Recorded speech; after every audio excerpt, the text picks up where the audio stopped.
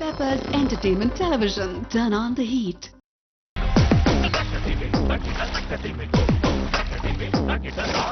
Hi viewers, இது உங்க ஃபேவரட்டான பா இசை நிகழ்ச்சி.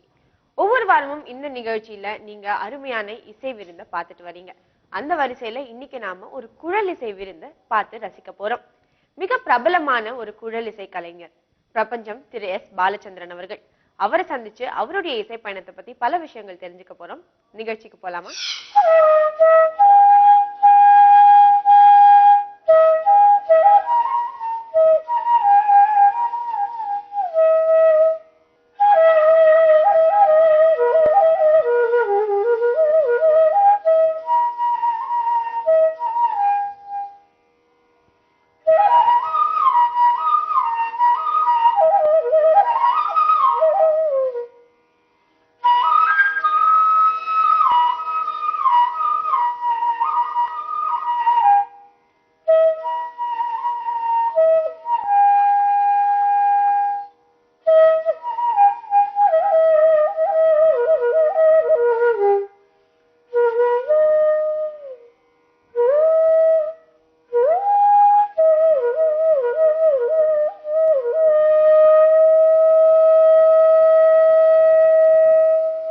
Thank you sir. ரொம்ப இனிமையா இந்த நிகழ்ச்சியை துவக்கி வச்சதற்கு மிக்க நன்றி. அண்ட் குழல் இசையில உங்களுடைய ஆரம்ப காலங்கள் எப்படி இருந்தது? என்னுடைய ஆரம்ப காலம் அப்படின்னு சொன்னால் எங்கள் வீட்டில் எல்லாருமே வந்து ஃபேமிலி மியூசிஷியன்ஸ். எங்கள் அம்மா வந்து தஞ்சாவூர் வி பிரேமா, அவங்க வந்து ரொம்ப நல்லா பாடுவாங்க. அவங்க வந்து ஒரு 55 வருஷமாக அவங்க வந்து பாடிட்டுருக்காங்க. அவங்க வந்து Thanjavur is the seat of music you know. தஞ்சாவூரில் வந்து யாராக இருந்தாலும் ஒரு எக்ஸ்ட்ரா கரிக்குலர் ஆக்டிவிட்டீஸில் அதுவும் எக்ஸ்பெஷலி மியூசிக்கில் வந்து யாராவது ஒரு குடும்பத்தில் யாரோ ஒருத்தங்க இருப்பாங்க. அந்த மாதிரி ஒரு காலகட்டம் அப்போது. ஏன்னா மும்மூர்த்திகள் வளர்ந்த ஊர் அது. நான் படிக்கிற காலத்துலேயே வந்து வீட்டில் சங்கீதம், அம்மா வந்து பாடுவா. தஞ்சாவூர் வி பிரேமானு பேர். அந்த காலத்தில் தஞ்சாவூர் எம்எஸ் அப்படின்னு அவங்கள வந்து ராஜாஜி வந்து புகழ்ந்து பேசியிருக்காரு. அந்த அளவுக்கு அவங்க அம்மா வந்து நல்ல ஸ்டாண்டர்டான ஒரு மியூசிக்காக பாடியிருந்தாங்க. அதுக்கப்புறம் வந்ததில் எங்கள் பிரதர் பிரபஞ்சம் எஸ் ரவீந்திரன் பேர். அவர் mridangam artist. Now he is in a great artist in All India Radio. He runs a school year. நல்ல ஸ்கூல் ஒன்று இங்கே ரவீந்திரன் அகாடமி ஆஃப் மியூசிக்னு ஒரு ஸ்கூல் வச்சுருக்காரு. அந்த ஸ்கூலில் வந்து நிறைய பேருக்கு எல்லா மியூசிக், டான்ஸ், எவ்ரிதிங் அவங்க வந்து டீச் பண்ணுறாரு. நான் வந்து சின்ன வயசுலேயே எனக்கு குழல் வாசிக்கணுங்கிற ஒரு ஆசை இருந்தது. அப்போ முதல்ல பாட்டு சொல்லிக்கிட்டேன். அப்புறம் வந்து கொஞ்சம் மிருதங்கம் சொல்லிட்டேன். இந்த மாதிரி எல்லாம் சொல்லிகிட்டே இருக்கும்போது குழலில் வந்து ஒரு வாசிக்கணுங்கிற ஒரு ஈடுபாடு இருந்தது. அந்த ஈடுபாடு காரணமாக தஞ்சாவூரில் ஃபஸ்ட்டு யார் கற்று தராங்கன்னு அவங்கள தேடி கண்டுபிடிக்கிறதே கஷ்டமாக இருந்தது. காட்டுப்புத்தூர் நாகரத்னம் அம்மாள் அப்படின்னு சொல்லி ஒரு டீச்சர் இருந்தாங்க. அவங்க டீச்சர்கிட்ட போய் நான் ஆரம்ப பாடங்கள் கற்றுனேன். வீட்லேயும் அப்படியே சைட் பை சைடு சொல்லி கொடுத்தாங்க. குழல் இசை அப்படின்னு ஒரு நம்ம கேட்டோம்னாக்க இன்னைக்கு டாக்டர் என் ரமணி அவருடைய புல்லாங்குழல் வந்து இன்னைக்கு டாப் மோஸ்ட்னு சொல்லலாம். ஸோ ஒரு 30 வருஷத்துக்கு முன்னாடியே நான் வந்து டாக்டர் ரமணி சார் அவர்கிட்ட ஸ்டூடெண்ட்டாக சேர்ந்து கிட்டத்தட்ட இன்றைக்கும் நான் வந்து அவருடைய டிசைபிளாக தான் இருக்கேன். இன்னைக்கு கிட்டத்தட்ட ஒரு 30 வருஷம் ஆயிடுச்சு இந்த ஃபீல்டில். அவர்கிட்ட நான் வந்து ரொம்ப அட்வான்ஸ் ஸ்டேஜ் எல்லாம் கற்றுண்டு அதுக்கப்புறம் தஞ்சாவூரில் பூண்டி புஷ்பம் காலேஜில் தான் படித்தேன். நான் வந்து பிஎஸ்சி முடிச்சுட்டு எம்எஸ்சி முடிச்சுட்டு அப்போ எம்ஃபில் பண்ணிகிட்டு இருந்தேன். இந்த எம்ஃபிலை டிஸ்கண்டினியூ பண்ணிவிட்டு I joined all India radio in 1988. Okay. So all India ரேடியோவில் ஒரு நிலைய கலைஞராக ஃப்ளூட் ஆர்டிஸ்டாக வந்து ஐ ஜாயின்டு. அதுக்கப்புறம் நான் வந்து ப்ரமோஷன் வந்து எனக்கு I am working as a programme executive in All India Radio. அந்த ஆல் இண்டியா ரேடியோ அனுபவத்தையும் வச்சுருந்து குழலில் இப்போ வந்து எனக்கு டாப் ரேங்கிங் ஆர்டிஸ்ட் கொடுத்துருக்காங்க ஆல் இண்டியா ரேடியோவில். நிறைய கச்சேரிகள் இது பண்ணிட்டுருக்கேன். இப்போ வந்து at present I am working as a head of office All India Radio Tirunelveli. ரொம்ப அழகான அனுபவங்கள் சார். ஆரம்ப காலத்திலிருந்து இன்னி வரைக்கும் உங்களுக்கு இருந்த சுவாரஸ்யமான மொமெண்ட்ஸை ஷேர் பண்ணிட்டீங்க. பட் இன்னும் இந்த மாதிரி நிறைய மொமெண்ட்ஸை இந்த நிகழ்ச்சியில நீங்க எங்களோட ஷேர் பண்ணிக்க போறீங்க. ஸோ ஆரம்ப காலத்துல உங்களுடைய அந்த ஃபர்ஸ்ட் பெர்ஃபார்மன்ஸ் உங்களுக்கு எந்த அளவுக்கு ஒரு த்ரில் கொடுத்தது? அதான் ஃபர்ஸ்ட் பர்ஃபார்மன்ஸ் அப்படின்னு சொன்னால் என்னுடைய சிஸ்டர் நான் சொன்னேன் இல்லையா, தஞ்சாவூர் ஜெயிஸ் ரெட்டி பேர். அவள் வந்து ஒரு 6.5 வயசு 5.5 வயசுக்கெல்லாம் அவள் வந்து ஸ்டேஜில் ஏறி பாட்டு பாடுறது, ஹரிகதா காலக்ஷேபம் பண்ணுறது அந்த காலத்தில் பண்ணிட்டு இருந்தாள். ஸோ தஞ்சாவூர் கிருஷ்ணன் கோயிலில் அவள் வந்து ருக்மிணி கல்யாணம்ங்கிற ஒரு கதையை பண்ணான். அப்போ தான் நான் வந்து குழல் வாசித்து ஒரு 2 கீர்த்தனை 3 கீர்த்தனை இந்த மாதிரி ஸ்டேஜில் வாசிக்கிறதுக்கும் பயம். அந்த மாதிரி சமயத்தில் அவள் அந்த கதா கலெக்ஷன் முடிஞ்ச உடனே இந்த மாதிரி கல்யாணம், கிருஷ்ணருக்கு கல்யாணம் நடந்தது, ருக்மிணிக்கும் கல்யாணம் நடந்தது, அங்கே ரிசப்ஷன் நடக்குது, அங்கே பிரபஞ்சம் பாலச்சந்திரன் குழல் வாசிக்கிறான்னு சொல்லி எனக்கு ஒரு சான்ஸ். அங்கே எப்படியோ ஒரு பாட்டை முடிச்சிட்டேன், எல்லாரும் நல்லா இருக்கு அப்படின்னு சொன்னான். But I am not satisfied what I blade. So இந்த மாதிரி ஒவ்வொரு ஸ்டேஜ் பை ஸ்டேஜாக எனக்கு போடக்கூடிய கணேசையர் அப்படின்னு சொல்லி என்னுடைய குரு, அவரும் எனக்கு எங்கள் அம்மாக்கே குருவாக இருந்தார். அவரை வந்து நல்ல பெரிய சங்கீத பூஷணம், அவர் நல்ல பாட்டு, நல்ல ஒரு சம்பிரதாயமான ஒரு பாட்டுன்னு சொல்லுவார் இல்லையா. அவர் என்ன பண்ணுவார்னாக்க ஒவ்வொரு கச்சேரிக்கும் என்னை கூட அழிச்சுன்னு போடுவார். அவருக்கு போய் தம்புரா போட்டுருவேன் பின்னாடி போட்டுட்டு அவர் ஒரு 2 மணி நேரம் கச்சேரி பாடுவார். விஷயந்தான் பாலச்சந்திரன் ஒரு 1/2 அன் ஹவர் அவன் குழல் வாசிப்பான் அப்படின்னு சொல்லி அவர் சுதியிலேயே நான் வந்து ஃப்ளூட் எடுத்துன்னு போய் கடைசியில் ஒரு 1/2 அன் ஹவரோ இல்லை 2 கீர்த்தனையும் வாசிக்கிறதுக்கு எனக்கு சான்ஸ் கொடுப்பார். நான் அதில் வாசிப்பேன். அந்த மாதிரி வாசிந்து அவர் வந்து என்ன பண்ணார்னா ஸ்டேஜ் பை ஸ்டேஜ் அவருடைய இதை வந்து குறைக்க ஆரம்பிச்சிட்டார். இப்போ நான் வந்து ஒரு 1.5 மணி நேரம் பாடுவேன், 1 மணி நேரம் பாலு ஃப்ளூட் வாசிப்பார் அப்படின்னு சொல்லி.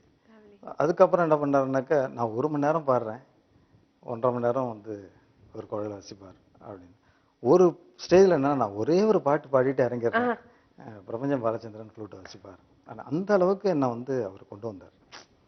அப்புறம் கிருஷ்ணகாண்ட சபாவில் அவர்கிட்ட சொல்லி அங்கே வாசிக்க சொல்லி, அப்போது இந்த பேர் இன்னைக்கு பிரபஞ்ச பாலச்சந்திரன் நிறையா வந்ததுக்கு முதல் காரணமும் அவர் தான். பொழக்குடி பிவி கணேசையர்னு பேர். எங்கள் அம்மா வீட்டில் வந்து வீட்லேயே நம்ம வீட்டில் வாசிக்கும் போதே ஒரு சபாவில் வாசிக்கக்கூடிய லெவலுக்கு நமக்கு ஒரு பயம் இருக்கும். ஏன்னா எல்லாரும் மியூசிஷியன்ஸ். நம்ம ஒரு சின்ன தப்பு, பைரவில் என்ன தெய்வதம் பிடிக்கிற இப்படி பிடிக்கக்கூடாது அப்படின்பா. ஏன்னா எல்லாரும் மியூசிஷியன்ஸுங்கிறனால அது வந்து ஒரு கல்ச்சர்டு மியூசிக் வந்து சாதாரணமாக ப்ராக்டிஸ்லேயே வந்து ஒரு ஸ்டேஜில் வாசிக்கக்கூடிய அளவுக்கு ப்ராக்டிஸ் வீட்டில் இருக்கும். ஸோ ஆரம்ப காலங்களில் நீங்கள் வாசித்து பாராட்டுகள் பெற்ற ஒரு அருமையான பாடலை இப்போ நேயர்களுக்காக.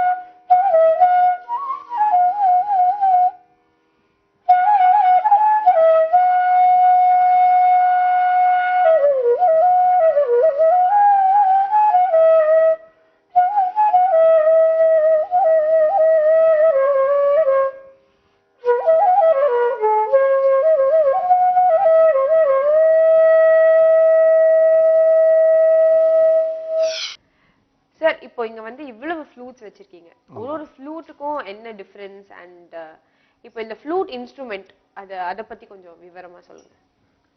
அதாவது ஃப்ளூட் வந்து தி oldest instrument in the world.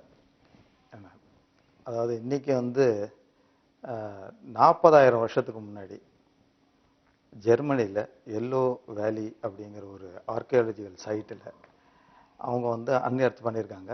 Flute வந்து which is made up of bone. Neanderthal அப்படிங்கிற பீப்புள் வந்து யூஸ் பண்ண ஃப்ளூட்ஸ் அது. அந்த ஃப்ளூட் பார்த்தீங்கன்னாக்கா இன்றைக்கும் இந்த போனில் பண்ணதுனால அது இன்றைக்கும் சர்வே ஆகிருக்கு. அதான் வந்து அந்த மாதிரி நிறைய ஃப்ளூட் வந்து நமக்கு கிடச்சிருக்கு. அந்த ஏரியாவுக்கு பேர் திவிஜே பாபேன்னு பேர். அங்கே ஃப்ளூட் கிடச்சிருக்கு. அதே மாதிரி ஹோலிஃபெல்ஸ் அப்படிங்கிற ஒரு இடத்துல ஆர்கியாலஜிக்கல் சைட்டில் நிறைய ஃப்ளூட்ஸ் கிடச்சிருக்கு. இது எல்லாமே வந்து போன் ஃப்ளூட் தான் கிடச்சிருக்கு. அதான் இந்தியன் ஹிஸ்ட்ரியில் பார்த்தீங்கன்னாக்கா ஃப்ளூட் வந்து பெரிய பேம்பு காடில் வண்டு வந்து தொலை போட்டதுனால அந்த வண்டு தொலைக்குள்ளார மேல் காற்று போயிட்டு வர்றதுனால ஒரு சவுண்டு கேட்டுது. ஸோ அந்த கவுண்டு கேட்ட அந்த காலத்தில் இடர்கள் வந்து அங்கே என்னமோ ஒரு சத்தம் கேட்குறதே அப்படின்னு சொல்லி அதை போய் பார்த்து அதை வெட்டி எடுத்து வாசிச்சாங்க அப்படிங்கிறத வந்து இந்தியன் ஹிஸ்ட்ரியில் சொல்கிறாங்க. ஃபாரின்ல என்ன சொல்கிறாங்கன்னாக்கா இதே மாதிரியான மரங்கொத்தி பறவை இருக்கு இல்லையா. இப்போ அமெரிக்கன் ஹிஸ்ட்ரியில் பார்த்தீங்கன்னாக்கா மரங்கொத்திக்கு பறவை வந்து மரக்கிளையில ஹோல் போட்டதுனால அங்கே காற்று போகிறதுனால அங்கே சத்தம் வந்தது அப்படிங்கிறாங்க. இதை மாதிரி இந்த அனிமல்ஸு வித் இந்த பேம்பூஸ் இதுக்கு ஒரு ரிலேஷன் இருக்கு ஃப்ளூட்டுக்கு. ஆனால் எங்களுடைய ஆராய்ச்சி பிரகாரம் பார்த்தா ஃபர்ஸ்ட் பேம்பு ஃப்ளூட்டு தான் வந்திருக்கணும். ஏன்னா எக்ஸிஸ்டன்ட்ல வந்து உங்களுக்கு பேம்பு ஃபர்ஸ்ட் அந்த பேம்பு ஃப்ளூட்டை எடுத்து அவங்க வாசிச்சிருக்கணும். அதுக்கப்புறம் சிலிண்ட்ரிக்கல் டியூப்ஸ் என்னென்ன இருக்கோ அதிலெல்லாம் தே ஹவ் ட்ரைடு.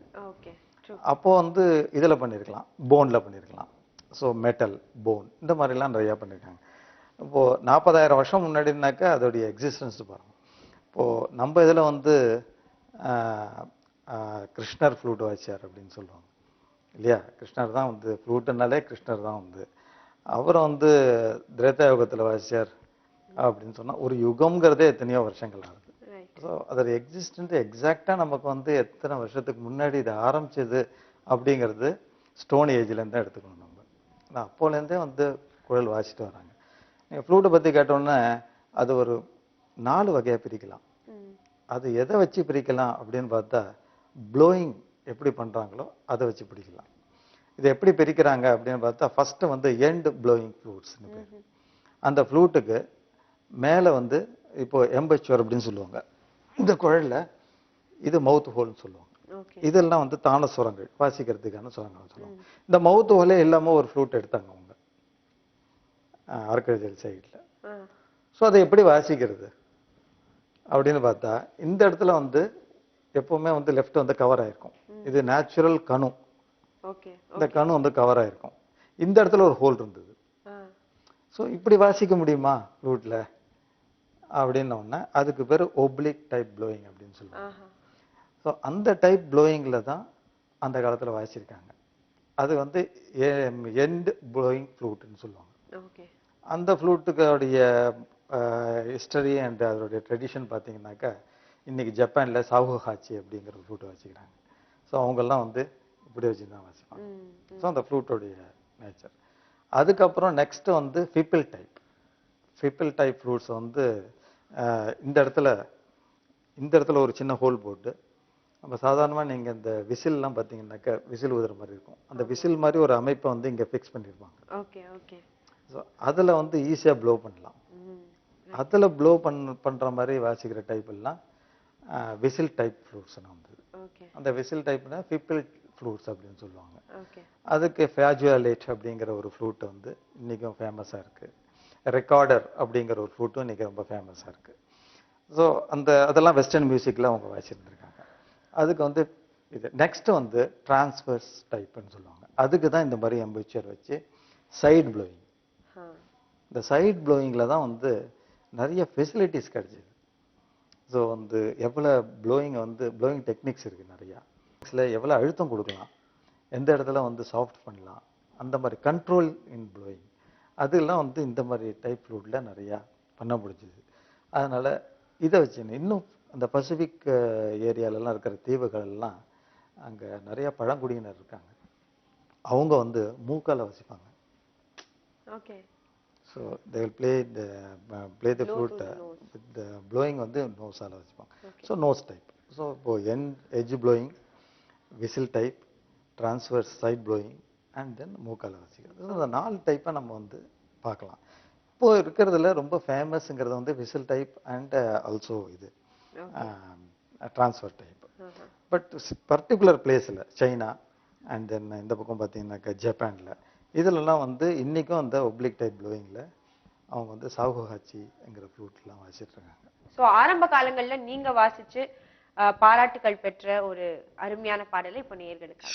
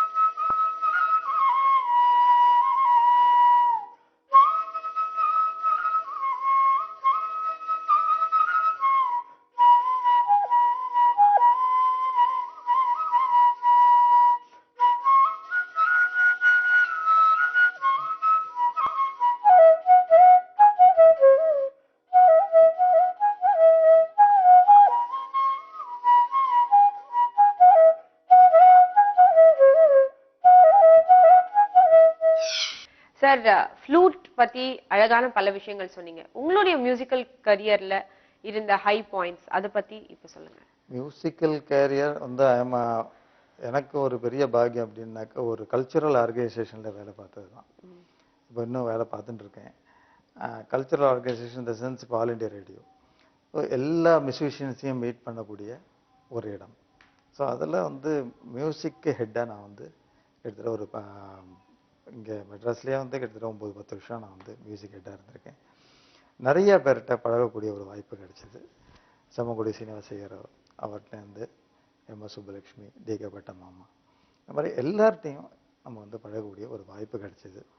அதே மாதிரி என்னுடைய கேரியர்லேயும் நிறையா கச்சேரிகள் வாசித்து அது வந்து நிறைய பேருக்கு வந்து வெளியே தெரிஞ்சதுங்கிறது நான் மெட்ராஸுக்கு வந்ததுக்கப்புறம். நான் வந்து ஒரு 10 வருஷம் கர்நாடகாவில் இருந்தேன்.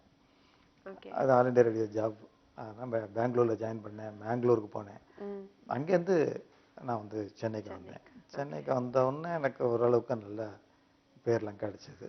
நிறைய இடத்துல வாசிச்சிருக்கேன், நிறைய இடத்துல பட்டங்கள்லாம் கொடுத்துருக்கா. இந்த காஞ்சி காமகோட்டி இது ராஜஸ்தான் வித்வானாக இருக்கேன். அதுக்கப்புறம் வந்து போரூர் சங்கீத சபாவில் வந்து வேணுகான ரத்னான்னு கொடுத்தா. இந்த மாதிரி பட்டங்கள்லாம் கொடுக்குறா. நமக்கு வந்து இன்றைக்கும் நிறையா வாசிக்கணும், நிறையா வந்து ப்ராக்டிஸ் பண்ணணும், நிறையா இது பண்ணணுங்கிற ஒரு இன்டென்ஷன் இன்றைக்கும் மனசில் இருந்துட்டு தான் இருக்குது. அதனால நிறைய கச்சேரிகள்லாம் வாசிச்சுட்டு இருக்கோம்.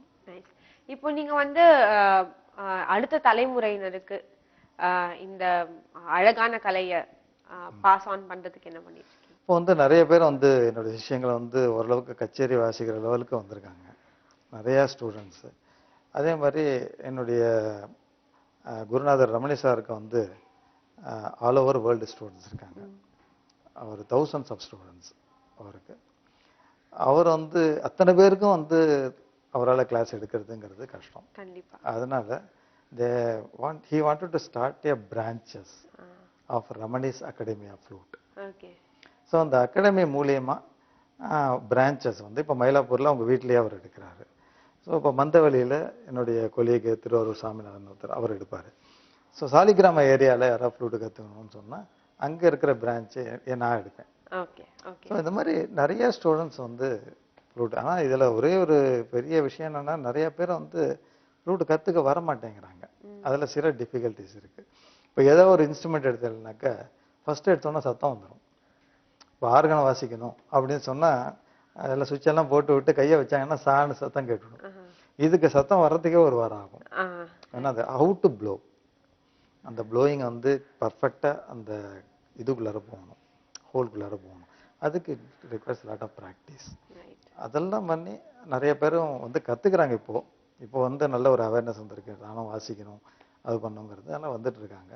எனக்கும் இப்போ வந்து சைனாவில், லண்டனில், அப்புறம் வந்து அமெரிக்காலேருந்து நிறைய ஸ்டூடெண்ட்ஸ் என்கிட்ட கற்றுக்குறாங்க. Okay, lovely sir.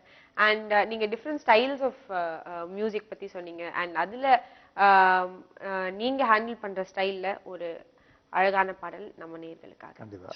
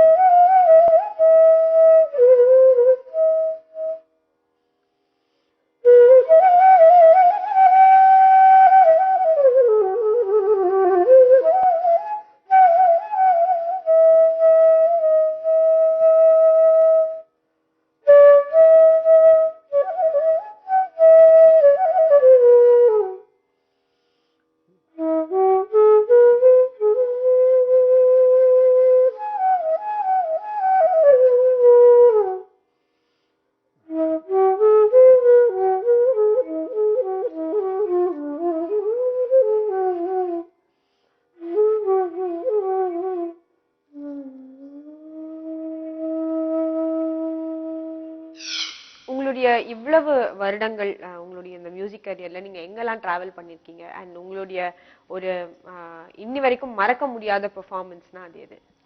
மறக்க முடியாதுன்னா எல்லா பெர்ஃபார்மன்ஸுமே நம்ம வந்து எப்படி கொடுப்போம்னாக்கா, நமக்கு திருப்தியாக இருக்கணும், அதே மாதிரி ஆடியன்ஸுக்கும் திருப்தியாக இருக்கணும் இல்லையா? அந்த திருப்தியை வந்து அவங்களுக்கு கொண்டு வரதில் நாங்கள் ஸ்ட்ரெயின் எடுத்துப்போம் ஃபஸ்ட்டு.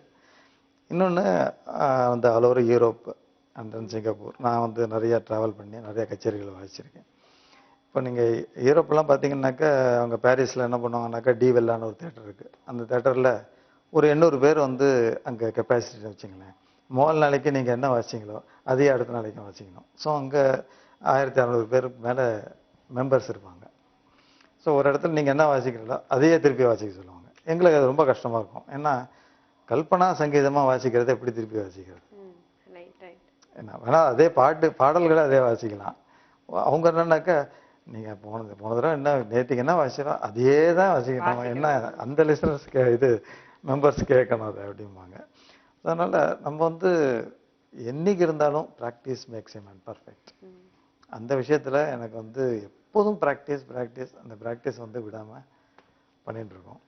அதே மாதிரி ஆல் இண்டியா ரேடியோவில் வந்து ஒரு கிரடேஷன் கொடுப்பாங்க. அந்த கிரடேஷன் தான் இன்றைக்கி ஆல் ஓவர் வேர்ல்டு அக்செப்ட் பண்ணுறாங்க. ஸோ அதுக்கான கமிட்டிஸ் இருக்குது. அந்த கமிட்டி மூலியமாக அவங்க வந்து ஆடிஷன் டேப்ஸை கேட்டு ஒரு கமிட்டி டிசிஷன் பண்ணி இவங்களுக்கு இந்த கிரேடு கொடுக்குறது அப்படின்னு சொல்லி. ஸோ நார்மலி தூர்தர்ஷனில் டான்சர்ஸுக்கு தூர்தர்ஷன் கொடுப்பாங்க. எங்களை மாதிரி மியூசிஷியன்ஸுக்கு ஆல் இண்டியா ரேடியோவில் ஃபஸ்ட்டு வந்து பி கிரேட்னு கொடுப்பாங்க, அதுக்கப்புறம் பி ஹை கொடுப்பாங்க, அதுக்கப்புறம் ஏ கிரேட். ஸோ ஏ கிரேட் ஆகி ஒரு 10 வருஷம் ஆச்சு அப்படின்னா தான் they are eligible for அப்ளைங் for top rank. So இன்றைக்கி டாப் ரேங்க் யார் இருக்கா?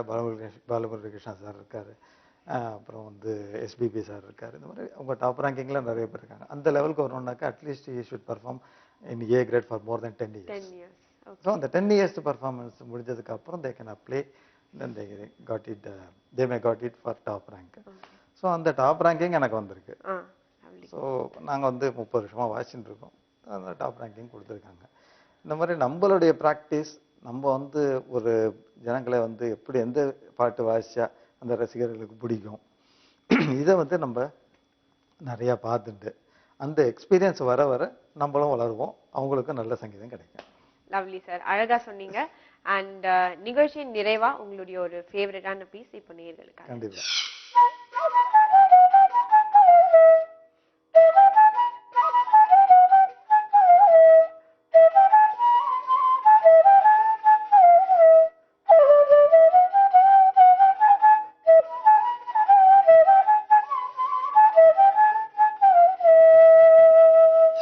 Thank you sir, it was wonderful talking to you. இதுவரைக்கும் நேயர்களுக்கும் எனக்கும் தெரியாத பல விஷயங்களை இன்னைக்கு இந்த நிகழ்ச்சியில ஷேர் பண்ணிக்கிட்டீங்க. மிக்க நன்றி. அதே மாதிரி பெப்பர்ஸ் டிவி நேயர்களுக்கு எனக்கு வாய்ப்பளித்த இந்த பெப்பர்ஸ் டிவி நிறுவனத்தார் எல்லாருக்கும் என்னோட நன்றியை தெரிவிச்சுக்கிறேன். என்ன நேயர்களே, இன்னைக்கு நிகழ்ச்சியை ரசிச்சு பாத்தீங்களா? குழலிசையின் இனிமை போலவே இன்றைய நிகழ்ச்சியும் இனிமையாவும் இன்ஃபர்மேட்டிவாவும் இன்ட்ரெஸ்டிங்காவும் அமைஞ்சது. நிச்சயமா இதை நீங்க ரசிச்சு பார்த்திருப்பீங்கன்னு நம்புறோம். மீண்டும் அடுத்த வாரம் இதே நிகழ்ச்சியில வேறொரு இசை கலைஞரின் இசை பயணத்தோட உங்களை நான் சந்திக்கிறேன். Until then, it's Sridevi signing off. Have a great day.